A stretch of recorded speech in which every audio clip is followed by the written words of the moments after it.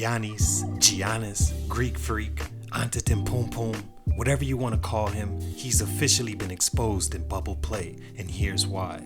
But before we begin, I want to salute to everyone that's blaming everything else for Giannis' ghost mode once again in the playoffs, lack of any sort of leadership when the chips are down, and defeatist demeanor that makes you want to slap your TV every time they pan to him and tell him grow a pair.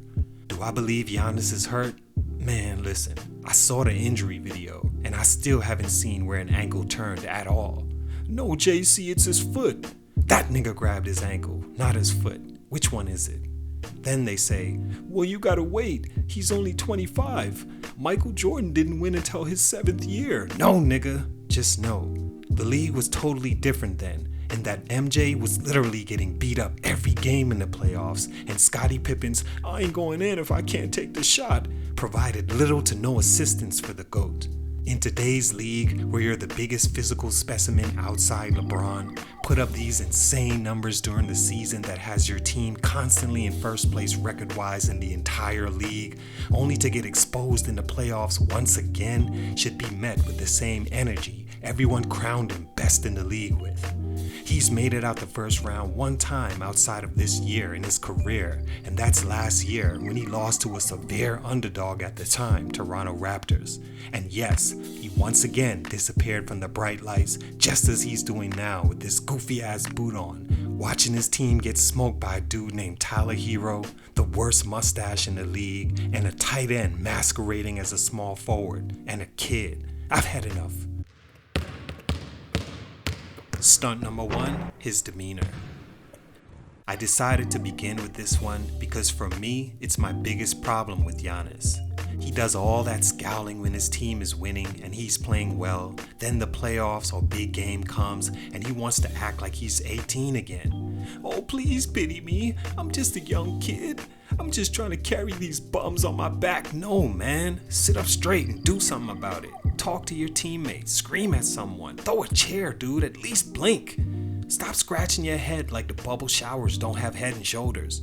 One thing my mom always taught me was that before you let the enemy see you with a loser's demeanor, let them see your fists, or you get ejected. Stop capping. Wait, I may or may not have just made that up, but anyway, he first has to change the way he leads, starting with his body language, his lack of words of encouragement, and display some semblance of a fighter's heart. You'd see AI cry before you see him look like he just gave up. For me, it all began last season in the playoffs against Toronto. Milwaukee came out in the first 2 games and defeated the Raptors, and Giannis was scowling even in the ice tub after the game. Everyone was deeming him next up. He's finally arrived.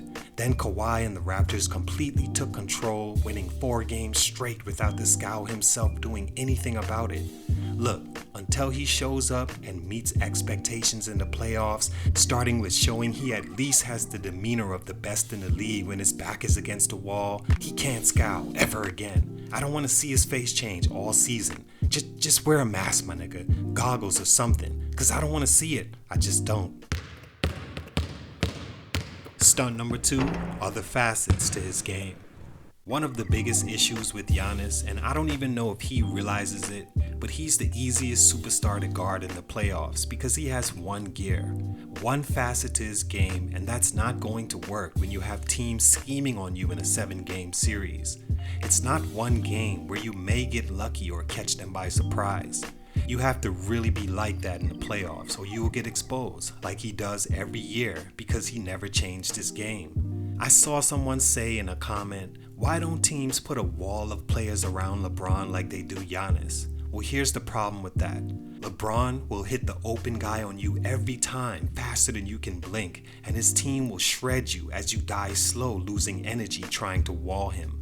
LeBron has that elite passer facet to his game, and it opens the floor for him because doubling him is way easier said than done. Giannis, on the other hand, has a drive to the basket game. That's literally it.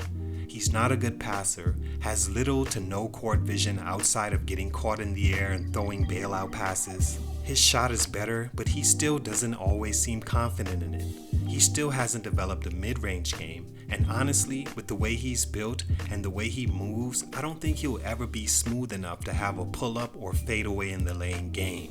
He moves too boxed, if that makes any sense. Like he never had the talent for basketball, but because he grew so big, people put him in the gym and made him learn the game. It doesn't look like it feels natural for him.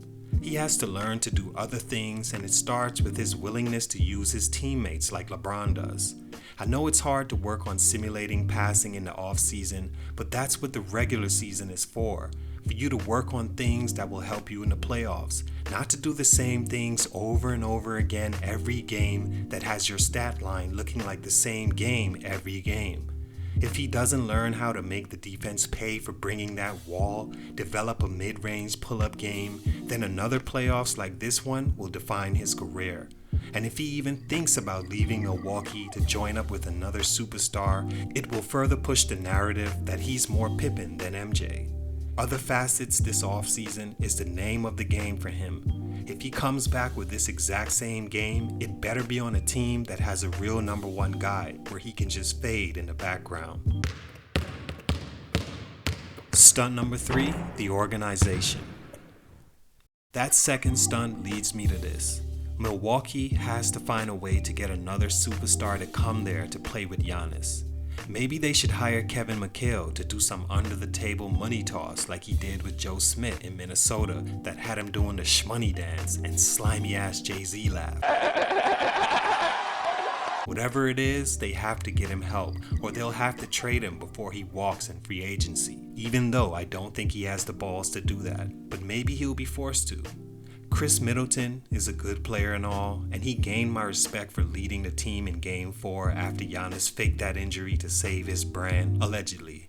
Chris stepped in and at least showed some heart and fight, while the Greek cheese stick was playing the new Fortnite at the hotel, twirling his toes to the new J-Lo. But he's not a second option guy. He's just not.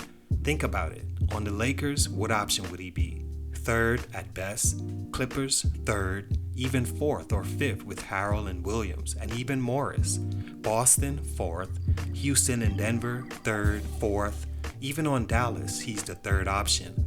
On a contender, he's not a second option, and for Milwaukee to roll that same option out next year for Giannis would be a travesty. It's going to be a hard task because no one wants to live in Milwaukee. I mean, is Cleveland an option? What's so good about Cleveland?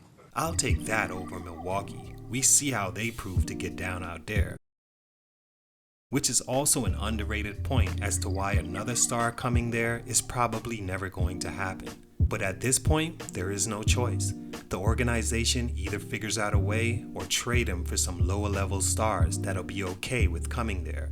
They're in a tough position, especially with everything that's happened there recently and them losing the way they do every year while having the league's best records.